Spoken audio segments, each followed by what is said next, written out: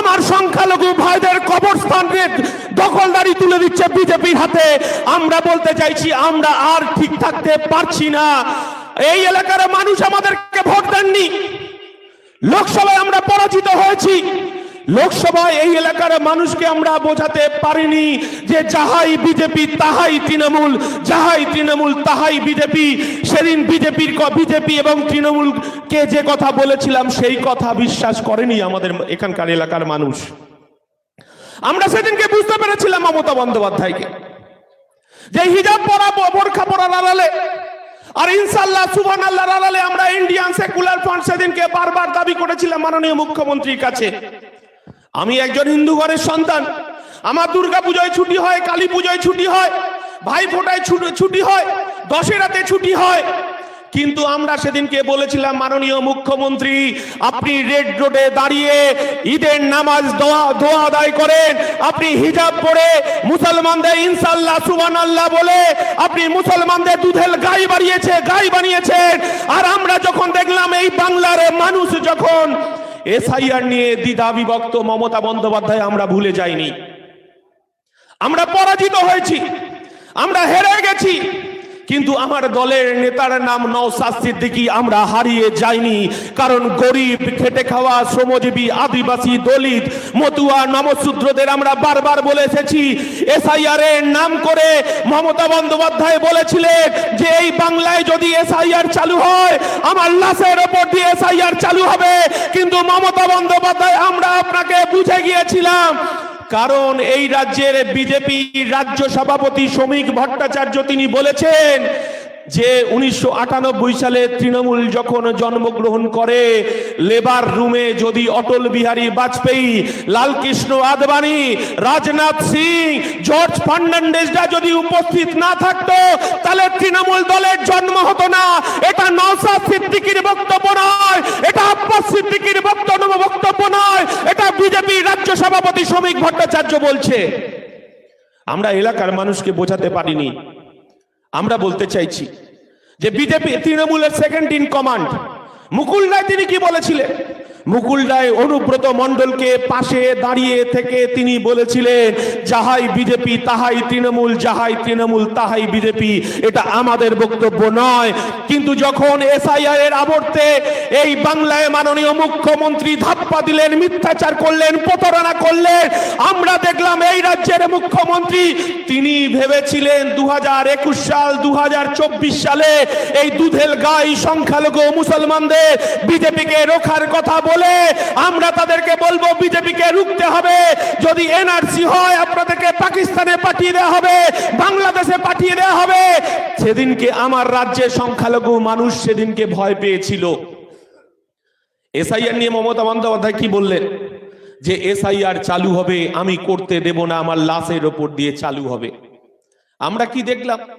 আমরা দেখলাম এই রাজ্যের মুখ্যমন্ত্রী দ্বিচারিতা, মিথ্যাচারিতা, ধাপ্পাবাজ কাকে বলে তিনি এই রাজ্যের 90,000 সরকারি কর্মচারীকে তিনি এই এসআইআর এর কাজে লাগালেন।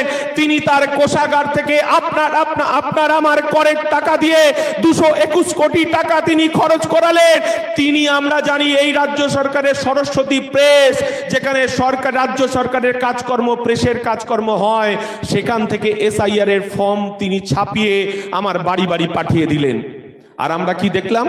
আমরা দেখলাম যে এসআইআর এর ফর্ম মাননীয় মুখ্যমন্ত্রীর বাড়িতে গেল, মাননীয় মুখ্যমন্ত্রী সাদরে গ্রহণ করলেন। আর আমরা দেখলাম তৃণমূল কংগ্রেস নির্বাচন কমিশনে গিয়ে প্রতিবাদ করলো না। আমরা দেখলাম সেখানে চা কফি খাচ্ছে। এই প্রশ্ন আপনাদের কাছে বলতে চাই।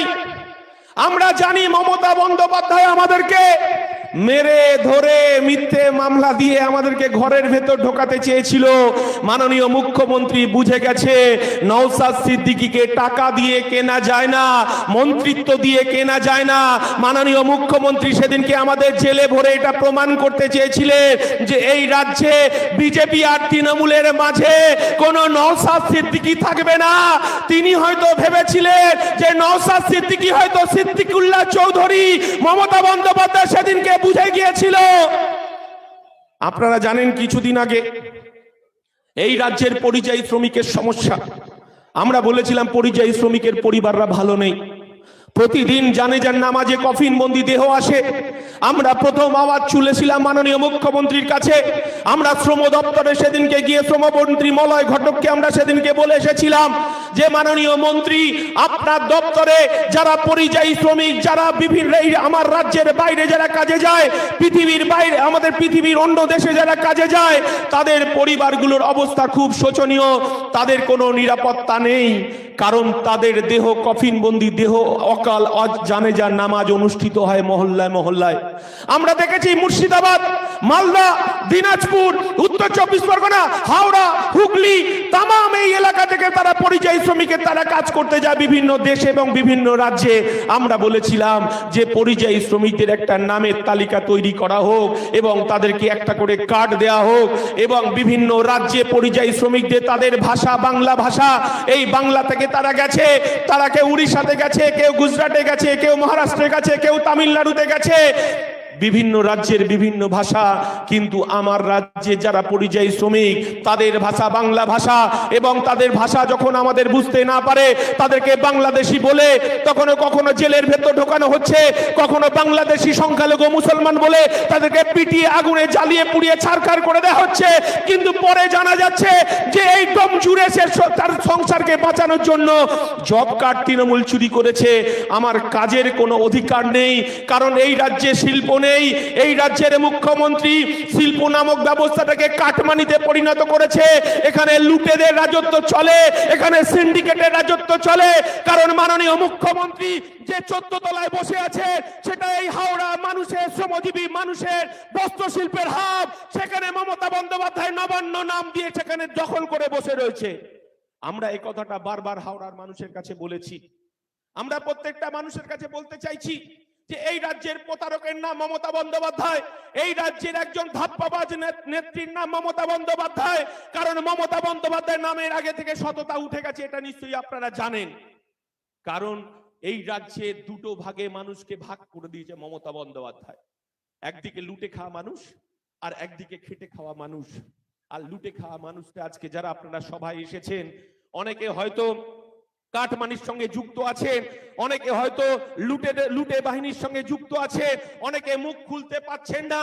কিন্তু এ কথাটা আপনাদেরকে বলি, এই রাজ্যের মুখ্যমন্ত্রী, এই রাজ্যে তিনি সংখ্যালঘুদের ত্রাতা হিসেবে বারবার বলেছেন, এবং ইনশাআল্লাহ সুবহানাল্লাহ যখন বলেন, আমার অনেক মুসলমান পরিবারের বোনেরা ভাইরা তারা বলছেন এই মমতা বন্দ্যোপাধ্যায়ের মতো মুসলিম প্রেমী আর কেউ নেই।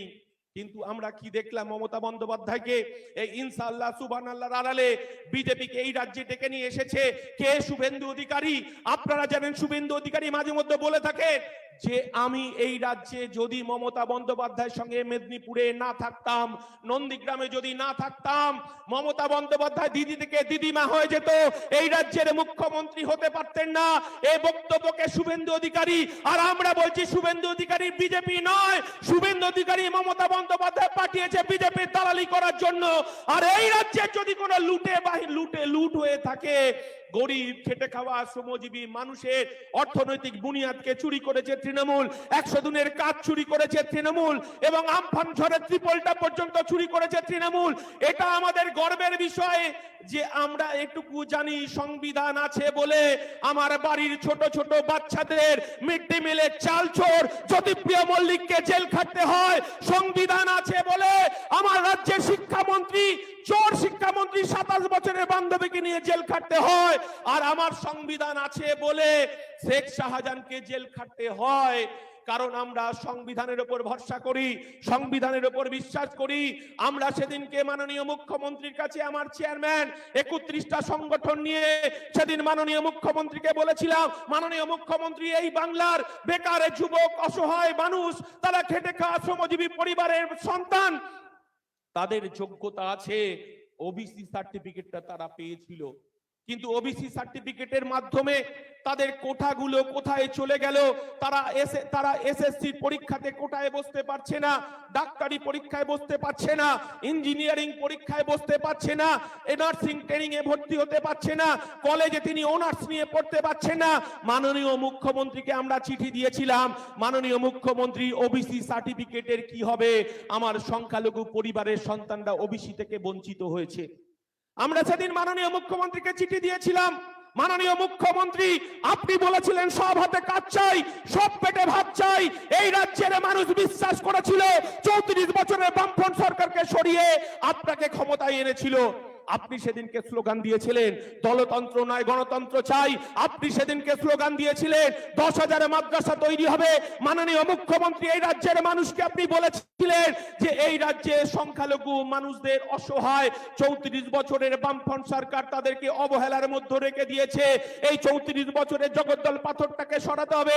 মাননীয় মুখ্যমন্ত্রী, আপনার হিজাব পরার আড়ালে এই রাজ্যে সংখ্যালঘু মানুষরা তো আপনাকে বিশ্বাস করেছিল।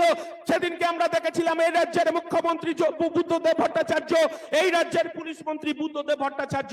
সেদিন মাননীয় মুখ্যমন্ত্রী, সেদিন আপনি বিজেপির সঙ্গে ছিলেন, আপনি এই রাজ্যের আপনি বিরোধী নেত্রী ছিলেন।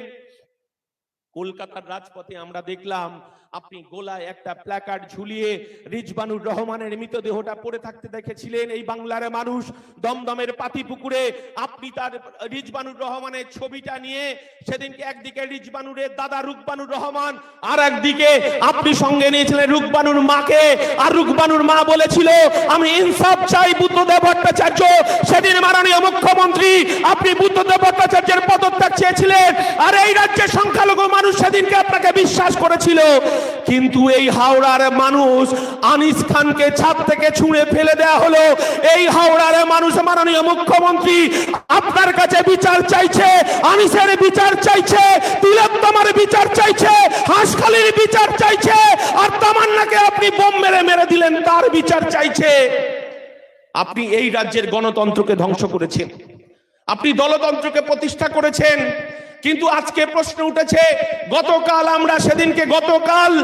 আমরা গিয়েছিলাম ওয়াকফ বোর্ডে, আমরা দাবি সনদ নিয়ে এই রাজ্যের যারা সংখ্যালঘু মানুষের প্রেমিক যারা বলেন, যারা সংখ্যালঘু মানুষের ত্রাতা বলেন, একটাও তৃণমূলের নেতা, একটাও তৃণমূলের মন্ত্রীদের বলতে শোনা যায়নি আমার সংখ্যালঘু ভাইদের কবরস্থান দখল করছে মাননীয় মুখ্যমন্ত্রী মমতা বন্দ্যোপাধ্যায় আপনি। আর আপনি যদি প্রতারক, আপনি একজন প্রতারক। কারণ যখন এসআইআর এর আবর্ত চলছে, আমার বাংলার মা বোনেদেরকে ভয় দেখানোর চেষ্টা হচ্ছে, এসআইআর এর মতো ভয় দেখানোর চেষ্টা হচ্ছে। বলছে এসআইআর এ নাকি বৈধ ভোটারদের নাম বাদ দেওয়ার পরিকল্পনা করেছে বিজেপি।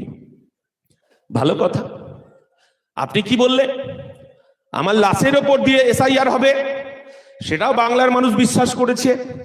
এসআইআর চালু হলো, কিন্তু মাননীয় মুখ্যমন্ত্রী আপনি তো 90,000 কর্মচারীকে নিয়োগ করলেন, আপনি 221 কোটি টাকা দিলেন, এবং আপনি বাইনারি পলিটিক্সের জন্য আপনি শুভেন্দু অধিকারীকে মার্কেটে ছেড়ে রেখে দিয়েছেন।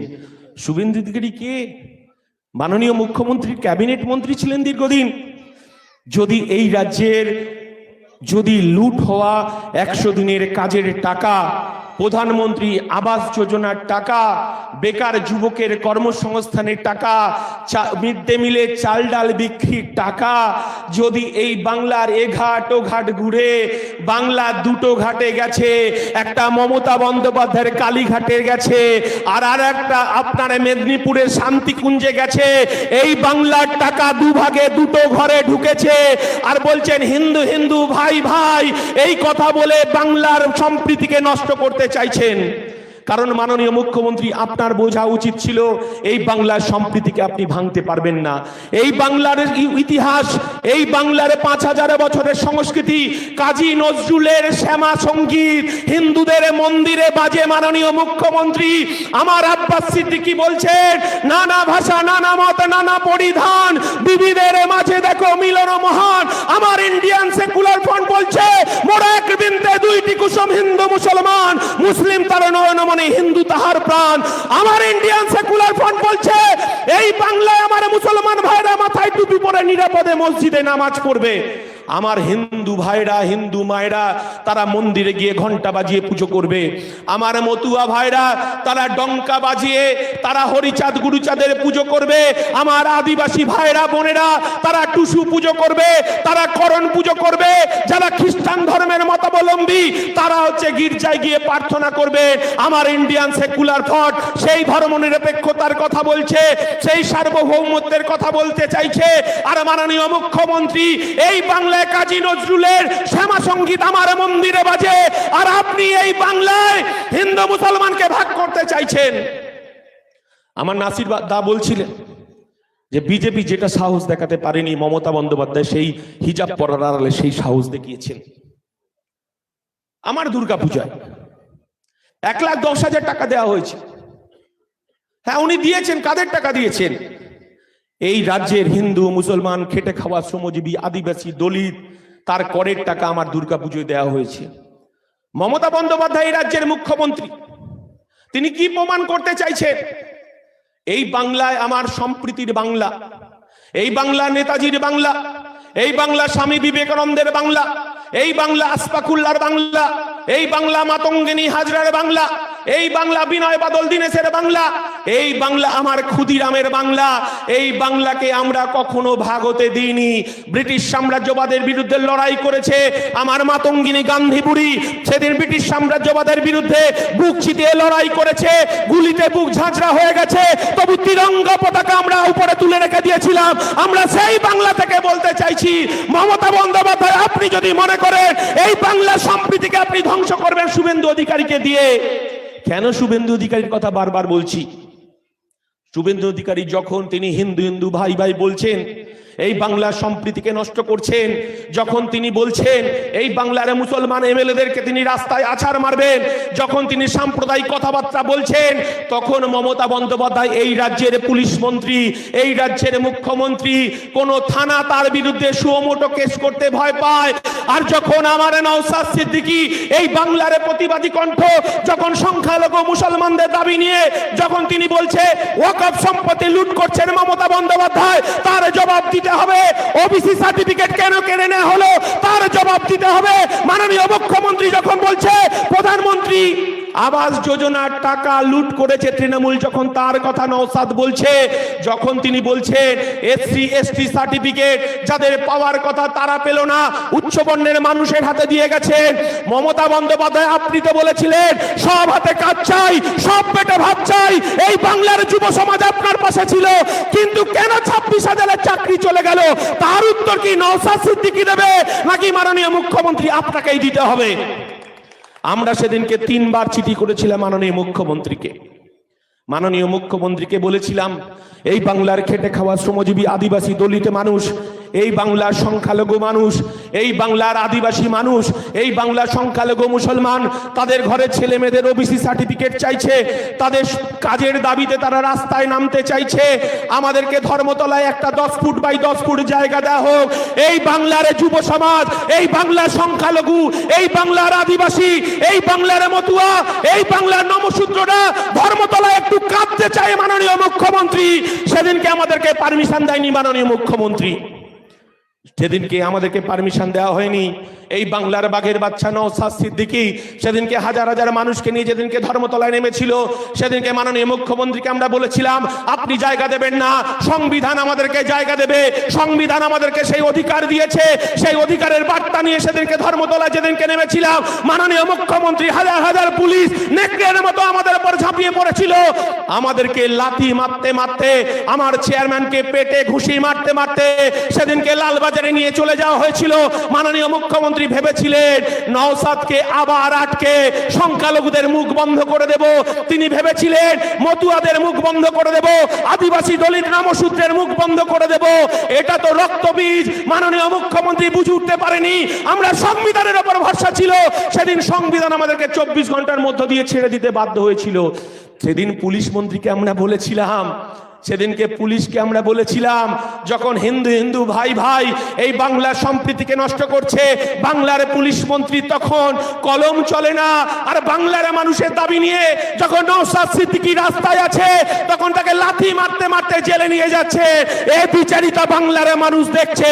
আর আজকে আমরা যেটা সভা করছি, মাননীয় মুখ্যমন্ত্রী, এসআইআর এর আতঙ্ক চলছে, ভোটার তালিকায় আমাদের নাম থাকবে কিনা থাকবে না সেই নিয়ে যখন আমরা চর্চা করছি, যখন এক প্রান্ত থেকে আর এক প্রান্তে আমরা দৌড়ে বেড়াচ্ছি যে আমাদের 2002 সালের ভোটার লিস্টে নাম আছে কিনা খুঁজছি, তখন মাননীয় মুখ্যমন্ত্রী ভেবেছে আমার সংখ্যালঘু ভাইরা ঘরের ভেতর ঢুকে গেছে, সংখ্যালঘু ভাইরা তারা বিশ্বাস করেছে আমার উপরে, তারা হয়তো রাস্তায় থাকবে না।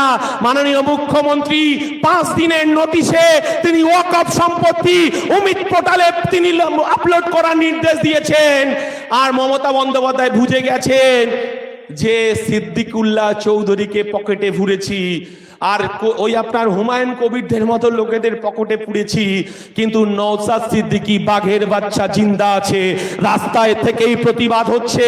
আমরা গতকালকে আমরা গিয়েছিলাম ওয়াকফ বোর্ডের কাছে, ওয়াকফ বোর্ডের কাছে বলেছি এত তাড়াহুড়ো কিসের, আমরা 1 বছরের টাইম চেয়েছি। আমরা বলতে চাইছি একজন প্রতারক মুখ্যমন্ত্রী, একজন মিথ্যাবাদী মুখ্যমন্ত্রী হিজাব পরার আড়ালে আমাদের ওয়াকফ সম্পত্তি দখল করতে চাইছে। আমার নওশাদ সিদ্দিকী বলেছে হিন্দুদের যে আমাদের দেবত্ব সম্পত্তি সেটাও তৃণমূল লুট করছে। কারণ এটা শুধু হিন্দু মুসলমানের ব্যাপার নয়, এটা সংবিধানের ব্যাপার। সংবিধানের উপর আক্রমণ এসেছে, সংবিধানকে লুট করা হচ্ছে। আর সংবিধানকে যদি লুট করা হয়, সে নমশূদ্র হতে পারে, সে আদিবাসী হতে পারে, সে মতুয়া হতে পারে, সে সংখ্যালঘু হতে পারে। আমার নওশাদ সিদ্দিকী রাস্তায় থাকবে, এই কথাটা বলার জন্যই আমরা রাস্তায় এসেছি। আর কিছুক্ষণের মধ্যেই নওশাদ সিদ্দিকী ঢুকবে। আমরা বলতে চাইছি এই বাংলার সম্প্রীতিকে নষ্ট করতে চাইছে। এই বাংলার ইতিহাস আছে। আপনি 1992 সালে ফিরে যান। 1992